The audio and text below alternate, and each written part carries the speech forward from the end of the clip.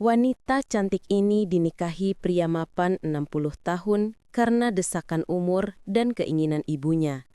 Tapi siapa sangka, di balik pernikahan yang terburu-buru itu, tersimpan kebahagiaan di malam pertamanya.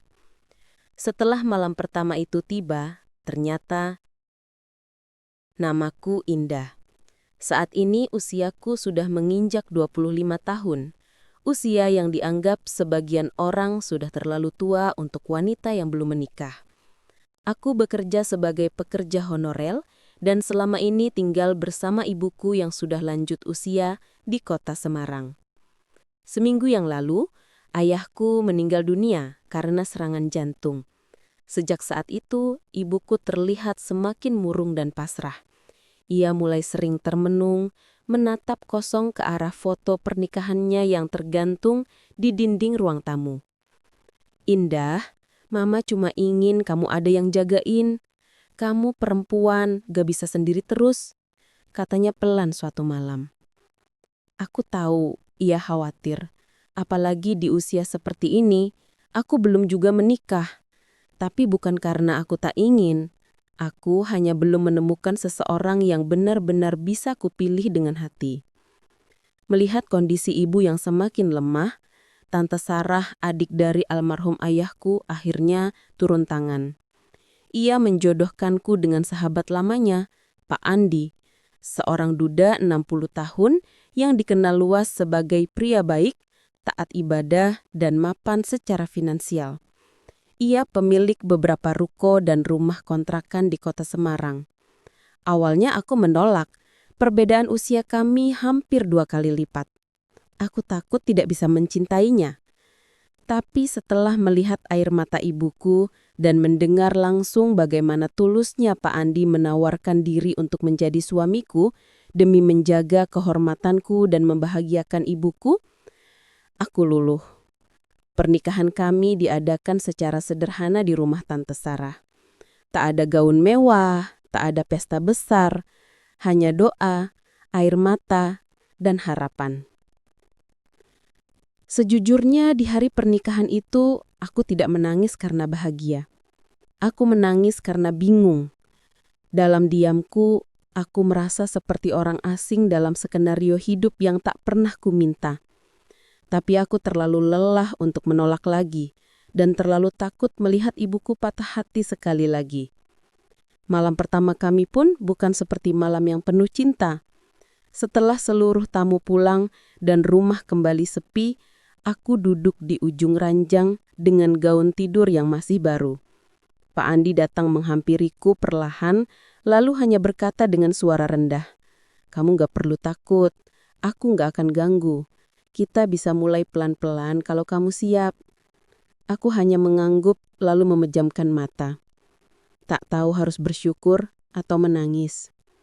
Aku duduk kaku di sisi tempat tidur, sementara Pak Andi melepas pecinya dan menggantung jasnya di belakang pintu.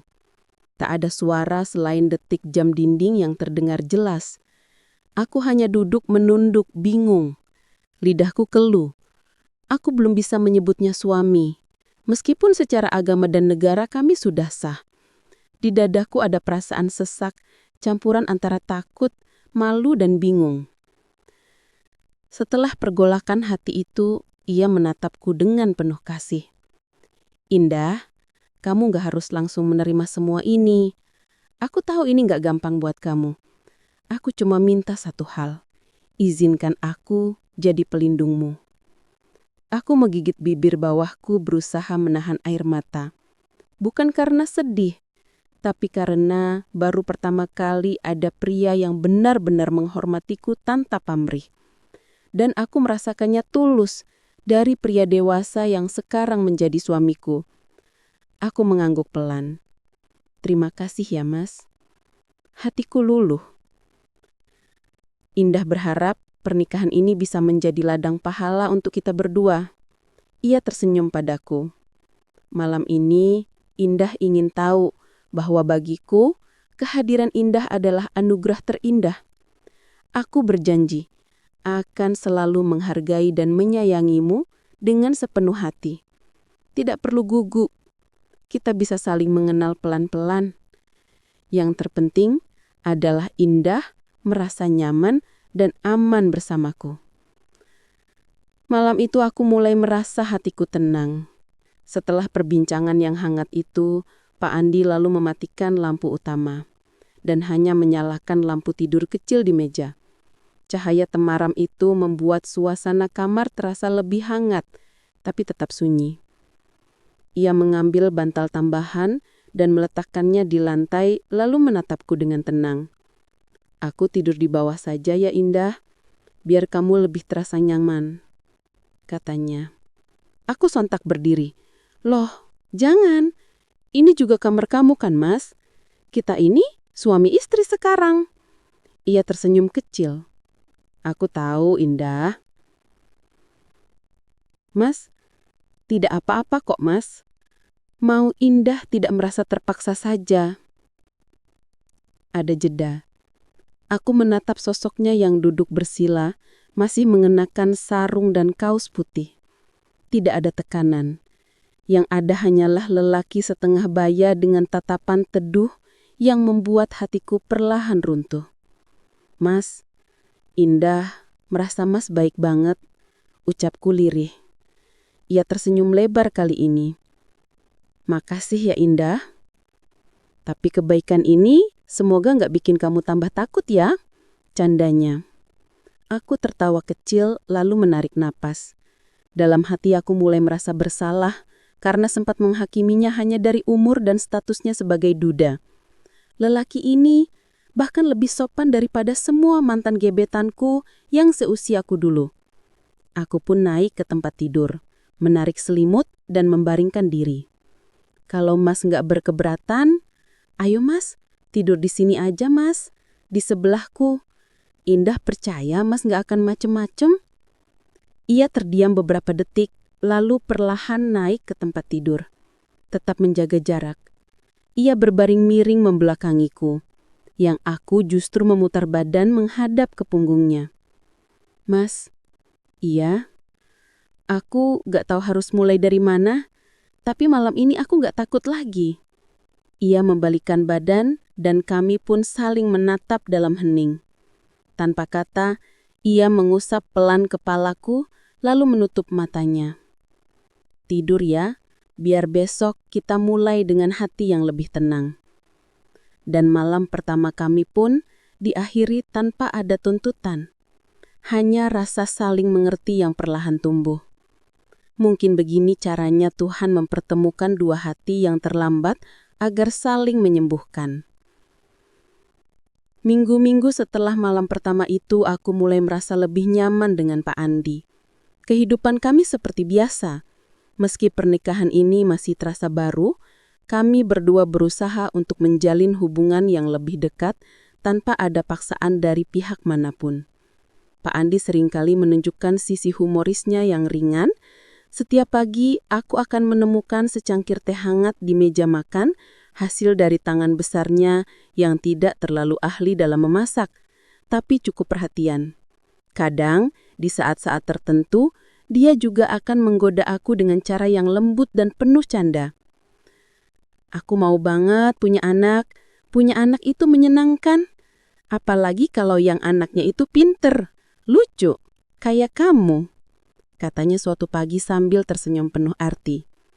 Aku, yang baru saja selesai sarapan, hampir tersedak mendengarnya. Mas, anak, kita baru menikah beberapa minggu. Jangan ngomongin anak dulu deh. Aku masih bingung mau mulai dari mana. Ia tertawa kecil. Iya sih, kita memang harus pelan-pelan. Tapi kan kamu udah dewasa, Indah. Dan kamu pasti nggak asing sama yang namanya tanggung jawab, kan? Aku mengangguk pelan. Merasa canggung. Tentu saja aku ingin punya anak, tapi tidak secepat ini. Pak Andi mengerti dan tidak pernah memaksakan keinginannya itu. Meskipun sesekali aku merasa ada godaan-godaan kecil yang ia lontarkan untuk mengingatkanku tentang hal itu. Pada suatu sore, kami duduk bersama di teras rumah yang sejuk, menikmati kopi bersama sambil melihat pemandangan taman yang tertata rapi. Tiba-tiba Pak Andi mengubah topik obrolan. Indah, Kalau kita punya anak nanti, pasti rumah ini makin rame ya. Rasanya senang banget kalau ada suara anak-anak berlarian di sini. Aku menatapnya dengan serius, sedikit terkejut dengan keseriusan nada bicaranya. Mas, kamu benar-benar ingin punya anak ya? Pak Andi mengangguk dengan senyum tulus. Iya, tentu saja. Aku ingin melihat kamu bahagia dan aku ingin kita memiliki keluarga yang lengkap. Nggak ada yang lebih bahagia buatku selain itu. Aku tersenyum ragu. Merasa ada perasaan hangat yang perlahan berkembang di dalam hati. Tapi aku belum siap, Mas. Aku masih mau fokus kerja dan adaptasi dulu. Ia mengangguk bijak. Aku tahu, Indah. Aku nggak akan buru-buru kok. Kita jalani dulu aja hari-hari ini. Tapi kapan-kapan kita bicara lebih serius lagi tentang itu ya. Aku hanya bisa mengangguk. Merasa sedikit terharu dengan kesabarannya. Memang meskipun aku merasa belum siap, di dalam hati kecilku ada keinginan untuk memberi kebahagiaan bagi Pak Andi. Tapi kadang-kadang Pak Andi tak bisa menahan dirinya untuk menggoda. Misalnya saat kami sedang berada di dapur bersama, dia tiba-tiba menatapku dengan canda. Indah, gimana kalau kita coba sekarang? Aku kan udah cukup tua, kayaknya nggak bisa nunggu lama-lama. Aku yang sedang mengaduk sayur hampir melepaskan sendok dari tanganku karena kaget. Mas, kamu ngomong apa sih? Pak Andi tertawa lebar. Cuma bercanda. Kamu serius banget sih. Tapi kadang kalau aku lihat kamu, aku jadi penasaran. Kita bakal punya anak kayak apa ya? Aku memalingkan wajah, mencoba menutupi rasa malu. Tapi di sisi lain, aku mulai merasa bahwa meskipun usianya lebih tua, Pak Andi sangat perhatian dan ketulusannya mulai membuka hatiku. Malam itu, suasana di rumah terasa lebih tenang daripada biasanya. Setelah berbulan-bulan beradaptasi dengan kehidupan pernikahan yang tak terduga, aku mulai merasa nyaman dengan Pak Andi. Pada malam hari, Pak Andi mendekatiku dengan lembut. Seperti biasa, kami berbicara tentang banyak hal. Tentang impian, masa depan, dan keluarga. Dia semakin terbuka, semakin dekat, dan semakin memperlihatkan bahwa dia tidak hanya menginginkan aku sebagai istri, tapi juga sebagai teman hidup yang bisa berbagi segala hal. Tiba-tiba, ketika kami berdua terbaring di tempat tidur, suasana menjadi lebih intim. Tanpa kata-kata, kami saling mendekat, dan tubuh kami menyatu dalam keheningan malam. Ada rasa aman di pelukannya. Meskipun di dalam hatiku, aku merasa cemas. Tak lama setelah malam itu, aku merasa ada yang berbeda. Perutku terasa mual, sering pusing, dan aku tak bisa menahan rasa lelah yang datang begitu mendalam. Aku mulai merasa ada perubahan besar dalam tubuhku. Setelah beberapa hari ragu, akhirnya aku memutuskan untuk memeriksakan diri, dan hasilnya, aku hamil. Aku tidak tahu harus merasa seperti apa. Di satu sisi, ada rasa bahagia. Tetapi lebih banyak rasa cemas dan ketakutan yang datang bersamaan. Aku belum siap untuk menjadi seorang ibu. Belum siap menghadapi tanggung jawab besar ini. Pikiran-pikiran buruk mulai menyerbu. Apakah aku cukup baik untuk menjadi seorang ibu? Apakah aku siap dengan perubahan besar yang akan datang dalam hidupku? Hari-hari setelah itu terasa berat. Setiap kali aku memikirkan tentang kehamilan ini, aku merasa tertekan. Tidak hanya fisik tetapi juga mental. Aku sering merasa kewalahan dengan segala perubahan yang terjadi dalam hidupku. Aku bahkan mulai sering marah tanpa alasan yang jelas. Pak Andi yang selalu sabar dan penuh perhatian mulai terlihat cemas melihat perubahan dalam diriku. Dia mencoba mendekat, memberikan pengertian. Namun aku malah merasa semakin jauh. Setiap kali ia menanyakan perasaanku, aku merasa marah tanpa bisa menjelaskannya. Indah, kenapa kamu jadi seperti ini? Aku tahu kamu pasti stres, tapi kita bisa melalui ini bersama-sama, kata Pak Andi suatu malam setelah melihatku duduk termenung menatap kosong. Aku menatapnya dengan mata yang mulai berkaca-kaca. Aku nggak siap, Mas. Aku nggak siap jadi ibu. Aku masih ingin hidupku sendiri. Aku belum siap mengorbankan segalanya. Jawabku dengan suara yang hampir tidak terdengar. Pak Andi terdiam. Namun aku bisa merasakan kekecewaan di wajahnya. Aku tahu dia menginginkan anak. Dan aku tahu dia berharap aku bisa merasa bahagia dengan kehamilan ini. Tapi kenyataannya aku merasa terlalu terjebak dalam perasaan ketakutan dan kekhawatiran yang tidak bisa aku kontrol. Indah, kita bisa menghadapi ini bersama. Aku akan mendukungmu, katanya. Tapi aku malah merasa marah mendengarnya. Rasanya seperti semuanya dipaksakan padaku. Kenapa kamu gak pernah tahu apa yang aku rasakan, Mas? Kenapa kamu gak bisa mengerti kalau aku gak siap? Jawabku dengan nada tinggi, meluapkan semua kekesalan yang sudah menumpuk. Pak Andi terkejut, namun tetap mencoba menahan emosi. Indah, aku tahu ini berat, tapi kamu gak sendirian. Aku ada di sini. Kita bisa menghadapi ini bersama-sama. Aku menatapnya dengan mata yang penuh air mata. Aku gak tahu, Mas. Aku benar-benar tidak tahu. Per hari-hari, pikiranku semakin kacau. Perasaan marah dan frustasi menguasai diriku. Dan aku mulai merasa terisolasi dalam hubungan ini. Meskipun Pak Andi selalu sabar, aku tidak bisa mengendalikan perasaan yang semakin buruk. Aku merasa terjebak dalam pernikahan ini. Meskipun pada kenyataannya, ini adalah hal yang tidak pernah aku bayangkan sebelumnya. Hari-hari berlalu dengan berat. Meskipun perutku mulai membesar, dan kehidupan baru sedang tumbuh di dalam rahimku, hatiku justru terasa hampa. Aku merasa seperti asing di dalam tubuhku sendiri. Aku tahu banyak perempuan di luar sana yang mendambakan momen seperti ini. Tapi entah kenapa aku merasa takut, bimbang, dan seperti sedang kehilangan arah. Setiap pagi, Pak Andi selalu membuatkan sarapan untukku. Ia membantuku memakai kaos kaki, mengantarku ke dokter kandungan, bahkan menyiapkan vitamin yang harus aku minum. Namun semakin ia baik, semakin aku merasa bersalah karena sikapku yang terus berubah-ubah. Aku sering marah hanya karena hal sepele. Kadang aku menangis tanpa sebab di malam hari. Mas, aku takut aku gak bisa jadi ibu yang baik.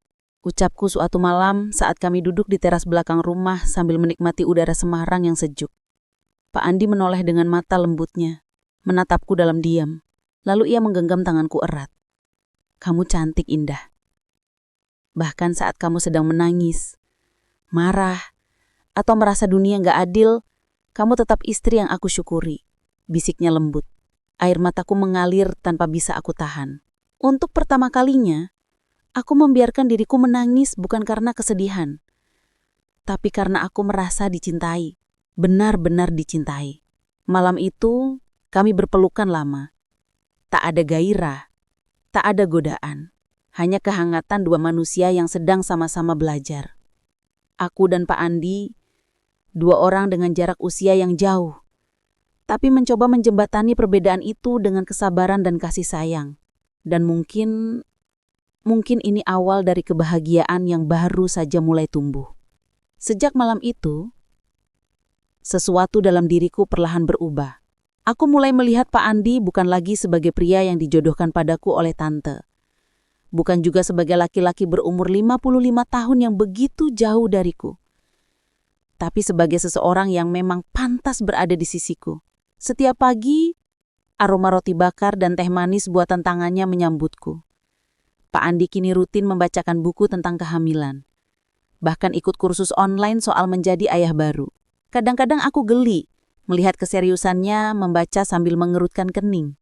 Tapi di sanalah aku sadar, dia sedang benar-benar mempersiapkan diri untuk menjadi ayah terbaik bagi anak kami.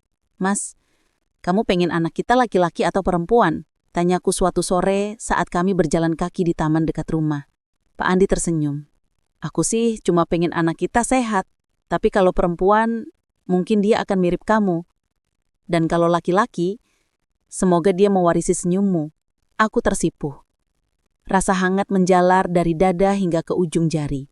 Aku belum pernah dibahagiakan dengan cara sesederhana ini. Tapi begitu dalam maknanya. Hari-hari berikutnya, rumah kami terasa lebih hidup. Kami menata kamar bayi bersama. Dindingnya dicat warna krem muda, dan Pak Andi memasang stiker bintang dan bulan yang menyala saat lampu dipadamkan. Aku mulai membayangkan bayi mungilku duduk di sana, menggenggam jari-jariku dengan tangan kecilnya. Namun tetap saja ada malam-malam penuh tangis yang datang tanpa aba-aba. Rasa takut kadang kembali menghantui. Tapi bedanya, kini aku tidak lagi sendirian menanggungnya.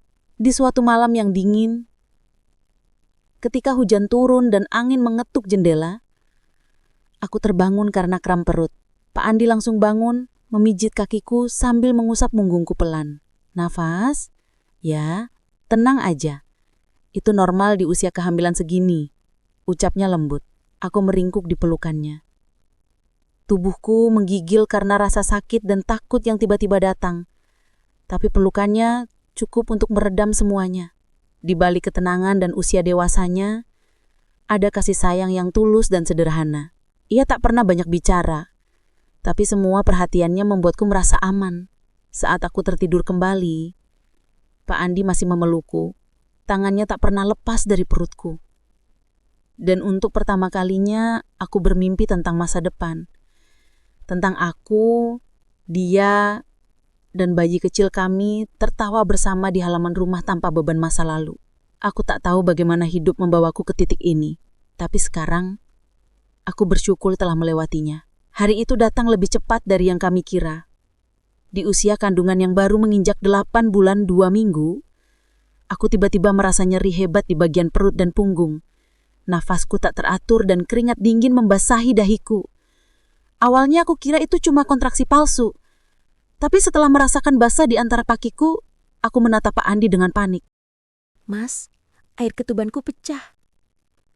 Tanpa banyak tanya, ia langsung membantuku berdiri dan mengambil tas bersalin yang memang sudah kami siapkan sejak minggu lalu. Dalam perjalanan menuju rumah sakit di kota Semarang, tanganku menggenggam erat tangannya.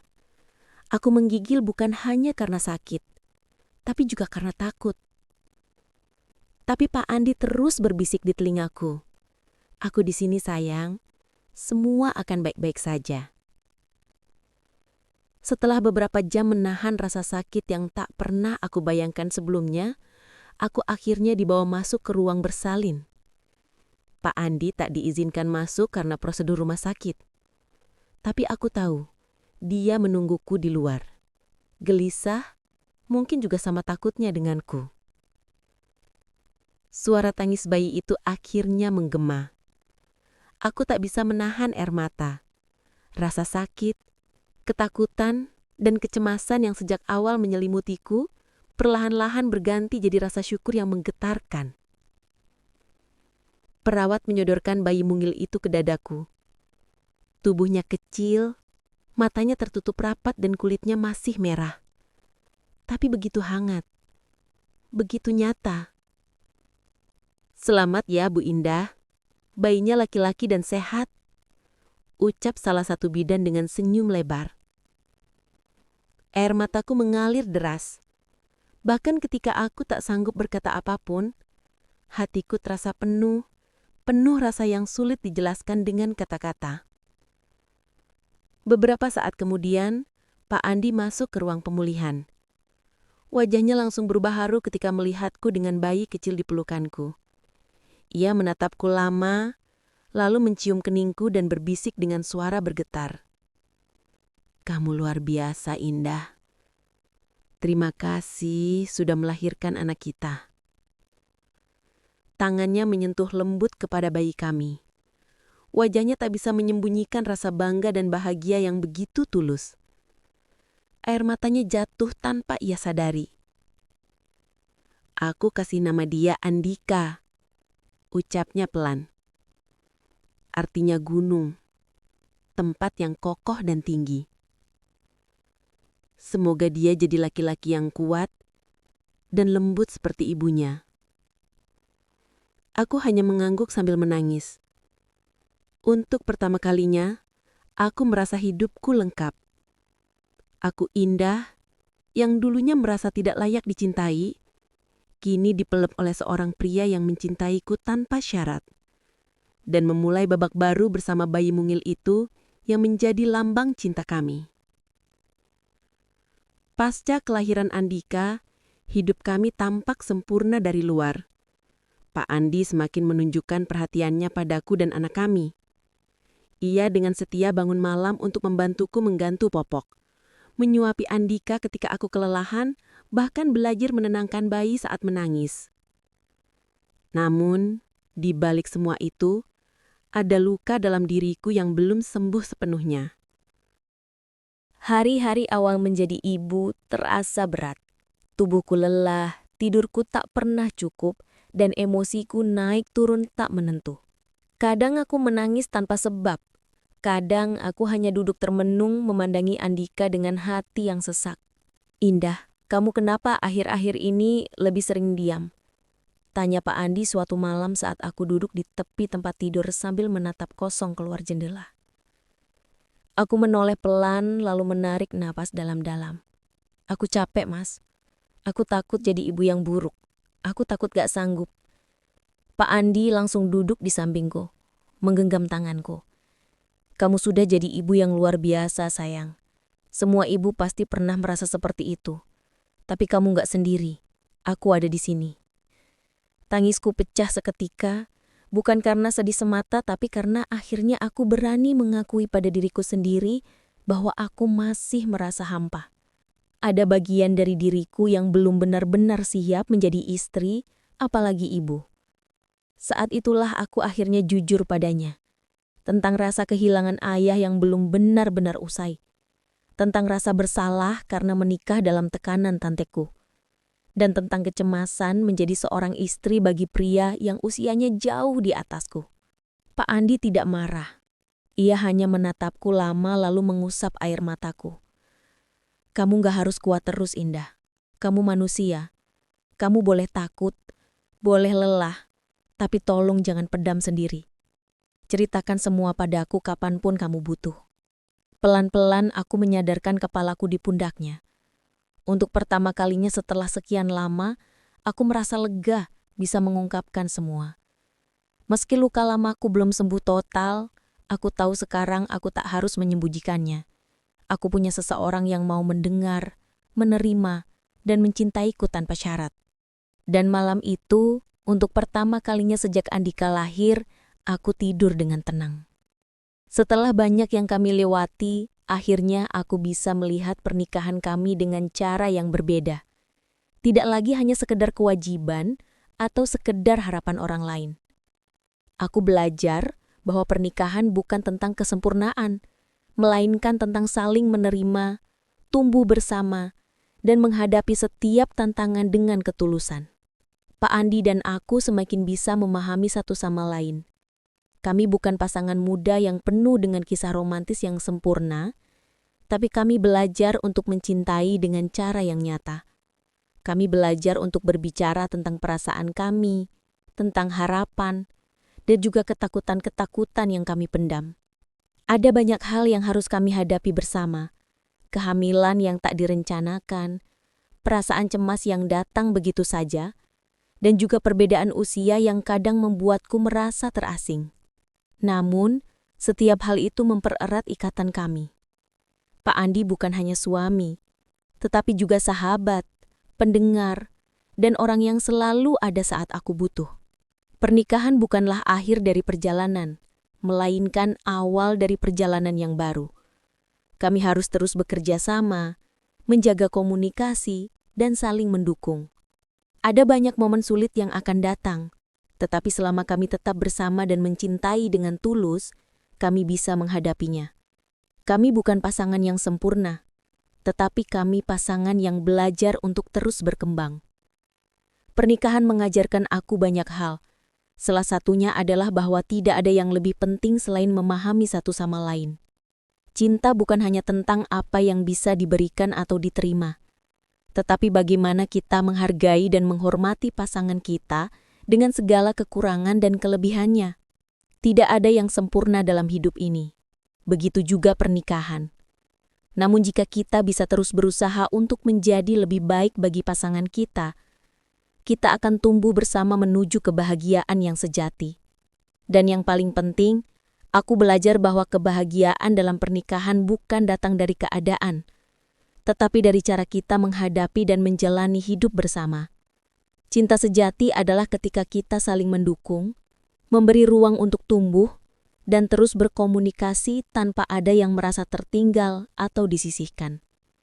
Akhirnya, aku bisa menerima kenyataan bahwa pernikahan kami bukanlah hasil dari jodoh yang dipaksakan. Perjalanan ini adalah pilihan kami berdua untuk bersama. Meskipun awalnya terasa penuh kebingungan dan ketakutan, kami akhirnya menemukan kebahagiaan kami sendiri. Bukan karena kesempurnaan, tetapi karena kami saling menerima dan mencintai dengan sepenuh hati. Dan setelah melalui perjalanan panjang ini, aku sadar bahwa pernikahan yang baik bukanlah pernikahan yang selalu tanpa masalah, tetapi pernikahan yang mampu menghadapinya bersama tanpa pernah menyerah pada satu sama lain.